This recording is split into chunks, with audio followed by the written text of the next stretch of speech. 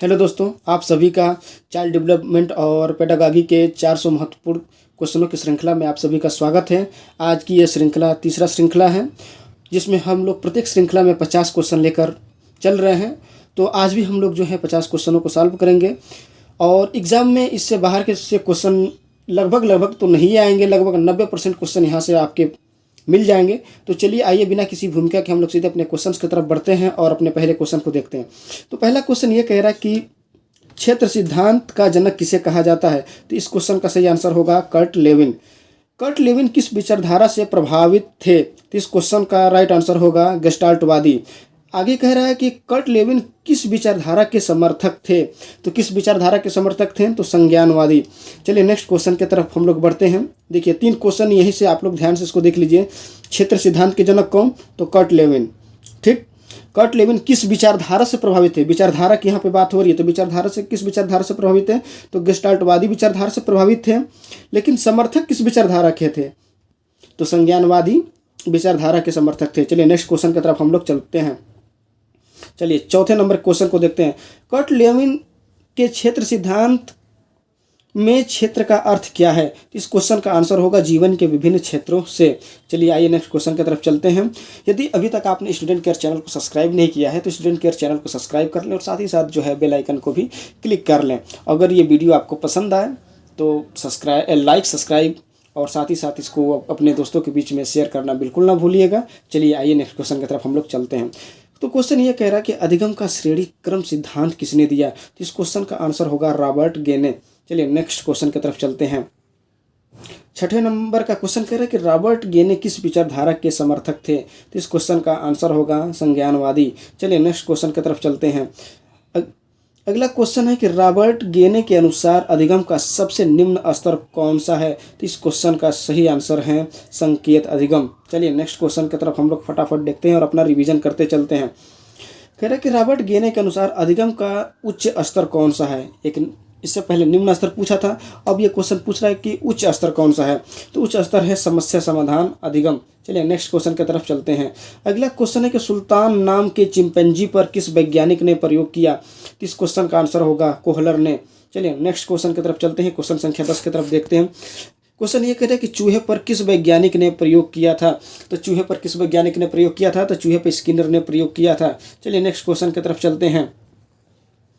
अगला क्वेश्चन है 11 नंबर का क्वेश्चन कह रहा है कि बुद्धि का प्रतिदर्श नमूना सैंपल सिद्धांत किसने दिया। तो इस क्वेश्चन का आंसर होगा थॉमसन ने।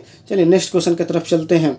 अगला क्वेश्चन ये कह रहा है कि बुद्धि को मापने के लिए मानसिक आयु समप्रत्यय किस विद्वान ने दिया था। तो इस क्वेश्चन का राइट आंसर होगा अल्फ्रेड बीने ने। कब दिया था, 1905 ईस्वी में दिया था। चलिए नेक्स्ट क्वेश्चन की तरफ चलते हैं। 13 नंबर का क्वेश्चन कह रहा है कि मानसिक आयु क्या है। तो इसका आंसर होगा किसी व्यक्ति द्वारा अपनी उम्र से ज़्यादा कार्य करना या कम कार्य करना ही मानसिक आयु कहलाती है। चलिए नेक्स्ट क्वेश्चन की तरफ हम लोग बढ़ते हैं। अगला क्वेश्चन है 14 नंबर का क्वेश्चन।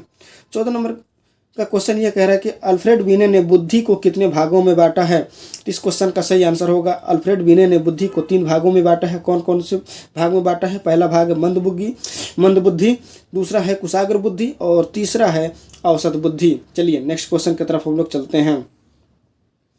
15 नंबर का क्वेश्चन ये कह रहा है कि स्टर्न ने बुद्धि लब्धि यानी IQ लेवल, ठीक है, को कब मापा और कौन सा सूत्र दिया। तो स्टर्न ने 1912 में बुद्धि लब्धि को मापा और एक नया सूत्र दिया। IQ लब्धि मतलब मानसिक आयु बटा में वास्तविक आयु इंटू 100 होता है। ठीक है, चलिए नेक्स्ट क्वेश्चन की तरफ चलते हैं। 16 नंबर के क्वेश्चन को देखते हैं। कह रहा है भाटिया परीक्षण संबंध किससे है। तो इस क्वेश्चन का सही आंसर होगा बुद्धि मापन से। अगला है कि वेसलर परीक्षण का संबंध किससे है। तो इसका आंसर होगा बुद्धि को नापने से। चलिए नेक्स्ट क्वेश्चन की तरफ चलते हैं। 18 नंबर के क्वेश्चन को देखते हैं। 18 नंबर का क्वेश्चन कर रहा है कि स्टर्न के सूत्र में संशोधन किसने किया। तो इस क्वेश्चन का आंसर होगा टर्मन ने। चलिए नेक्स्ट क्वेश्चन की तरफ चलते हैं। 19 नंबर का क्वेश्चन ये कह रहा है कि बुद्धि को मापने के लिए पहली मनोवैज्ञानिक प्रयोगशाला कहाँ बनाई गई। तो इस क्वेश्चन का आंसर होगा जर्मनी में 1879 में बनाई गई। चलिए नेक्स्ट क्वेश्चन यानी 20वें नंबर के क्वेश्चन को देखते हैं। 20वां नंबर का क्वेश्चन कह रहा है कि बुद्धि का विचलन बुद्धि सिद्धांत किसने दिया? तो इस क्वेश्चन का सही आंसर होगा वेस्लर महोदय ने सन 1960 ईस्वी में। चलिए नेक्स्ट क्वेश्चन को देखते हैं। 21 नंबर के क्वेश्चन को देखते हैं कि 21 नंबर का क्वेश्चन क्या कह रहा है। 21 नंबर का क्वेश्चन कह रहा है कि प्रतिस्थापन का सिद्धांत किस वैज्ञानिक ने दिया? तो इस क्वेश्चन का सही आंसर होगा गुथरी ने। स्वसिद्धांत किसने दिया? तो इस क्वेश्चन का सही आंसर होगा कार्ल रोजर ने। चलिए नेक्स्ट क्वेश्चन की तरफ हम लोग चलते हैं। अगला क्वेश्चन है कि आवश्यकता का पद सोपान सिद्धांत किसने दिया? तो इस क्वेश्चन का आंसर होगा अब्राहिम मौसले ने। चलिए नेक्स्ट क्वेश्चन की तरफ चलते हैं, यानी 24 नंबर के क्वेश्चन को देखते हैं। क्वेश्चन ये कह रहा है कि अधिगम का अर्थ क्या है? तो इसका अधिगम का क्या अर्थ होता है? तो अधिगम का अर्थ होता है लर्निंग, यानी सीखना। चलिए नेक्स्ट क्वेश्चन को देखते हैं। 25वें नंबर के क्वेश्चन को देखते हैं।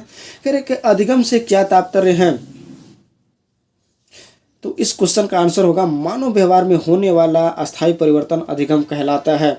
अधिगम पूर्ण कब होगा? तो इस क्वेश्चन का आंसर होगा मानव व्यवहार में अस्थायी परिवर्तन हो जाए, यानी जब मानव में अस्थायी परिवर्तन हो जाता है तो अधिगम पूर्ण हो जाता है। चलिए नेक्स्ट क्वेश्चन की तरफ हम लोग चलते हैं। क्वेश्चन संख्या 27 को देखते हैं। क्वेश्चन संख्या 27 देखते हैं क्या कह रहा है। क्वेश्चन संख्या 27 कह रहा है संज्ञान किसे कहते हैं? तो इस क्वेश्चन का आंसर होगा किसी ज्ञान को ग्रहण करना ही संज्ञान कहलाता है। चलिए 28वें नंबर के क्वेश्चन को देखते हैं। 28वें नंबर का क्वेश्चन कह रहा है कि व्यवहारवादी मनोविज्ञान के जनक कौन है? तो इस क्वेश्चन का आंसर होगा वाटसन। चलिए नेक्स्ट क्वेश्चन की तरफ चलते हैं। नेक्स्ट क्वेश्चन है मनोविज्ञान के जनक कौन है? तो इस क्वेश्चन का सही आंसर होगा सिगमंड फ्रायड। चलिए नेक्स्ट क्वेश्चन की तरफ चलते हैं। 30वें नंबर के क्वेश्चन को देखते हैं। 30वें नंबर का क्वेश्चन कह रहा है कि मनोविश्लेषणात्मक मनोविज्ञान के जनक कौन है? तो इस क्वेश्चन का सही आंसर होगा सिगमंड फ्रायड। चलिए नेक्स्ट क्वेश्चन को देखते हैं। क्वेश्चन संख्या 31 यानी 31 को। ये क्वेश्चन कह रहा है कि शिक्षा का निःशुल्क एवं अनिवार्य शिक्षा अधिगम के तहत कितने वर्ष के बच्चों को निःशुल्क शिक्षा दी जाती है? तो इस क्वेश्चन का आंसर होगा 6 से 14 वर्ष। ठीक है। चलिए नेक्स्ट क्वेश्चन की तरफ हम लोग चलते हैं। अगला क्वेश्चन है कि शिक्षा के मौलिक अधिकार संविधान के किस अनुच्छेद से लिए गए हैं? तो इस क्वेश्चन का आंसर होगा अनुच्छेद 21A। इसे सन 2002 में 86वें संविधान संशोधन में जोड़ा गया। ठीक है। चलिए नेक्स्ट क्वेश्चन को देखते हैं। काफ़ी इंपॉर्टेंट क्वेश्चन है। कह रहा है कि CBSE कब बना? तो इस क्वेश्चन का राइट आंसर होगा 1929 में। चलिए नेक्स्ट क्वेश्चन की तरफ हम लोग चलते हैं। कह रहा है कि एक कक्षा में शिक्षक और छात्र का अनुपात कितना होना चाहिए? तो एक शिक्षक और छात्र का अनुपात कितना होना चाहिए? तो एक शिक्षक और छात्र का जो अनुपात होना चाहिए 1:40 होना चाहिए। यानी कहने का मतलब ये है कि एक शिक्षक हो तो 40 बच्चे होने चाहिए। चलिए नेक्स्ट क्वेश्चन की तरफ हम लोग चलते हैं। 35वें नंबर के क्वेश्चन को हम लोग देखते हैं। 35 नंबर का क्वेश्चन ये कह रहा है कि शिक्षकों के लिए रिफ्रेशर कोर्स का आयोजन कौन करता है? तो इस क्वेश्चन का सही आंसर होगा CBSE बोर्ड करता है। चलिए नेक्स्ट क्वेश्चन की तरफ चलते हैं, यानी 36 नंबर के क्वेश्चन को देखते हैं। तो 36 नंबर का क्वेश्चन ये कह रहा है कि शिक्षा मनोविज्ञान का उद्देश्य क्या होता है? तो इस क्वेश्चन का सही आंसर होगा बालकों का सर्वांगीण विकास। चलिए नेक्स्ट क्वेश्चन को हम लोग देखते हैं। 37 नंबर का क्वेश्चन ये कह रहा है कि अज्ञात से ज्ञात की ओर किस विधि में पढ़ते हैं? तो इस क्वेश्चन का सही आंसर होगा विश्लेषण विधि में। चलिए नेक्स्ट क्वेश्चन की तरफ चलते हैं। नेक्स्ट क्वेश्चन ये कह रहा है कि ज्ञात से अज्ञात की ओर किस विधि में पढ़ते हैं? तो कह रहा है कि संश्लेषण विधि में। एक बार क्वेश्चन रिपीट हो गया, इसके लिए खेद है हमें। चलिए नेक्स्ट क्वेश्चन की तरफ चलते हैं। 39 नंबर के क्वेश्चन को। तो 39 नंबर का क्वेश्चन ये कह रहा है कि सामान्य से विशिष्ट की ओर कौन सी विधि होती है? तो इस क्वेश्चन का आंसर होगा आगमन विधि। चलिए नेक्स्ट क्वेश्चन की तरफ चलते हैं। क्वेश्चन संख्या 40 को देखते हैं। तो क्वेश्चन संख्या 40 ये कह रहा है कि विशिष्ट से सामान्य की ओर बढ़ने की कौन सी विधि होती है? तो इस क्वेश्चन का जो सही आंसर होगा वो होगा निगमन विधि। चलिए 41 नंबर के क्वेश्चन को देखते हैं। 41 नंबर का क्वेश्चन कह रहा है कि पियाजे ने बुद्धि को किसके प्रति समायोजन योग्यता के रूप में परिभाषित किया है? तो इस क्वेश्चन का आंसर होगा भौतिक एवं सामाजिक पर्यावरण।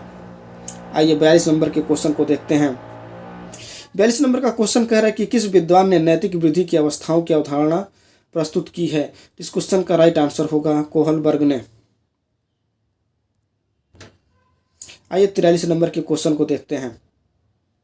43 नंबर का क्वेश्चन ये कह रहा है कि जीन पियाजे के अनुसार कोई बच्चा किस अवस्था में अपने परिवेश की वस्तुओं को पहचानने एवं उसमें भेद करने लगता है? इस क्वेश्चन का सही आंसर होगा पूर्व संक्रियात्मक अवस्था। चलिए नेक्स्ट क्वेश्चन की तरफ चलते हैं। फटाफट हम लोग जो हैं रिवीजन करते जाते हैं। अगला क्वेश्चन ये कह रहा है कि वाइगोस्की के अनुसार बच्चे अपने साथी समूह के सक्रिय सदस्य कब बन जाते हैं? तो इस क्वेश्चन का सही आंसर होगा किशोरावस्था में। चलिए नेक्स्ट क्वेश्चन को चलते हैं और 45 नंबर के क्वेश्चन को देखते हैं। 45 नंबर का क्वेश्चन ये कह रहा है कि फ्रायड के अनुसार किसी बच्चे में समाजीकरण की प्रक्रिया हेतु सर्वोत्तम आयु होती है? तो इस क्वेश्चन का सही आंसर है 5 वर्ष। चलिए नेक्स्ट क्वेश्चन की तरफ चलते हैं। 46 नंबर के क्वेश्चन को देखते हैं। तो 46 नंबर का क्वेश्चन ये कह रहा है कि बालकों के नैतिक विकास को समझाने के लिए जीन पियाजे ने कौन सी विधि को अपनाया? तो इस क्वेश्चन का सही आंसर होगा साक्षात्कार विधि। चलिए आइए 47 नंबर के क्वेश्चन को देखते हैं। 47 नंबर का क्वेश्चन ये है कि बच्चे दुनिया के बारे में अपनी समझ का सृजन करते हैं, यह किस विद्वान का कथन है? तो इस क्वेश्चन का आंसर होगा जीन पियाजे। चलिए 48 नंबर के क्वेश्चन को देखते हैं। कह रहा है कि यह कथन किसका है कि संज्ञानात्मक विकास नकल पर आधारित न होकर खोज पर आधारित है? तो यह कथन किसका है? तो यह कथन है जीन पियाजे का। चलिए नेक्स्ट क्वेश्चन की तरफ चलते हैं। क्वेश्चन संख्या 49 की तरफ। कह रहा है कि सामाजिक अधिगम का सिद्धांत किसने विकसित किया? तो इस क्वेश्चन का आंसर होगा बंडूरा ने। और आज के सेशन का लास्ट क्वेश्चन यानी 50 क्वेश्चन जो है, कह रहा है कि वाइगोस्की के अनुसार किस बालक के विकास में सबसे महत्वपूर्ण योगदान किसका होता है? तो वाइगोस्की के अनुसार जो है बालक के विकास में सबसे महत्वपूर्ण जो स्थान है किसका है? तो समाज का है। तो दोस्तों ये वीडियो कैसा लगा? अगर पसंद है तो लाइक शेयर एंड कमेंट करना बिल्कुल ना भूलिएगा। मिलते हैं हम लोग अपने नेक्स्ट सेशन में, तब तक के लिए दीजिए इजाज़त। धन्यवाद।